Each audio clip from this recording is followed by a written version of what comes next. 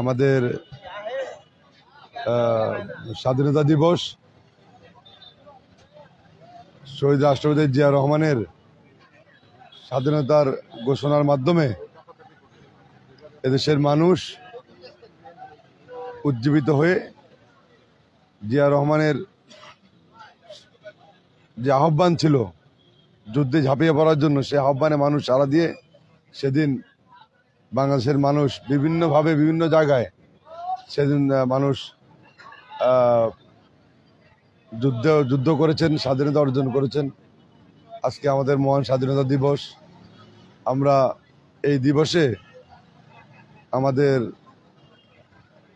স্বাধীনতার মহান ঘোষক শহীদ রাষ্ট্রপতি জিয়া রহমান সাহেব সহ সকল বীর শহীদদের প্রতি আমরা শ্রদ্ধা জানাই, যাদের আত্মত্যাগের মাধ্যমে, যাদের জীবনের বিনিময়ে, যুদ্ধের বিনিময়ে আমরা আজকে একটি স্বাধীন বাংলাদেশ পেয়েছি, একটি স্বাধীন লাল সবুজের পতাকা আমরা পেয়েছি।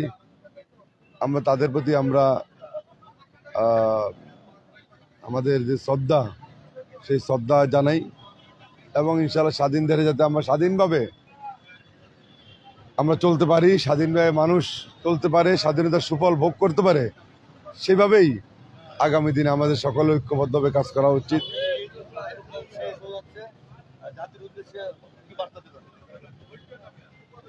মাহে রমজান বছরের একটি মাস, আসলে এই রমজান মাস সিয়াম সাধনার মাস।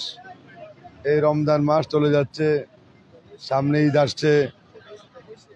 এই দীর্ঘ প্রায় 16 বছর পর আমরা হয়তো মুক্ত আকাশে, একটি ফ্যাসিবাদ মুক্ত বাংলাদেশে একটি স্বাধীনভাবে যে ঈদের আনন্দ আমরা হয়তো সবাই মিলে একসঙ্গে সে আনন্দ আমরা উপভোগ করতে পারবো।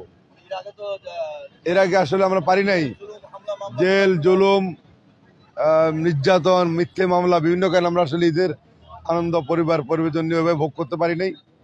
কখনো পরিবার পরিজনের সাথে থাকলেও সেটা ছিলাম, আমরা লুকিয়েছিলাম, একটা আত্মীয় স্বজনে বাড়ি যেতে পারি নাই এবং পরপর 2-3টা ঈদ তো জেলে ছিলাম। আমাদের অনেক সহযোদ্ধারা জেলে ছিল। সেই পরিবেশে আমরা আসলে ঈদের আনন্দ ভোগ করতে পারি নাই। আমরা ইনশাল্লাহ আল্লাহর কাছে শুকরিয়া যে আমরা সকলকে নিয়ে, আমাদের দলের নেতা কর্মী, পরিবার পরিজন সকলকে নিয়ে স্বাধীনভাবে, অন্তত পুলিশের হয়রানি থাকবে না, একটি মুক্ত আকাশে, মুক্ত বাতাসে, ফ্যাসিবাদ মুক্ত বাংলাদেশে আমরা একটা সুন্দর ঈদ সবাই মিলে করব এবং সকলকে লক্ষ্য রাখতে হবে যে ঈদকে সামনে রেখে যাতে আমাদের যারা ব্যবসায়ী ভাইরা আছেন, যারা কোনো ধরনের কোনোভাবে কোনো হয়রানির শিকার না হয়, মানুষ বাড়িতে যাবে, তাদেরকে বিভিন্নভাবে সহযোগিতা করার জন্য আমরা সকলকে আমরা অনুরোধ করব।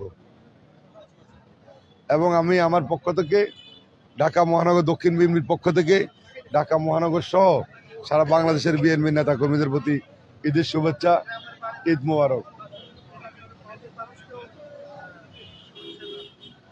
আমি ফেনীর মানুষের সাথে আমার সবসময় যোগাযোগ আছে।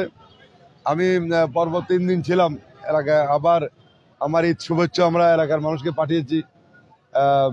অবশ্যই ঈদের মহানগরীর পাশাপাশি ফেনীর মানুষকে আমি ঈদের শুভেচ্ছা জানাই। ধন্যবাদ।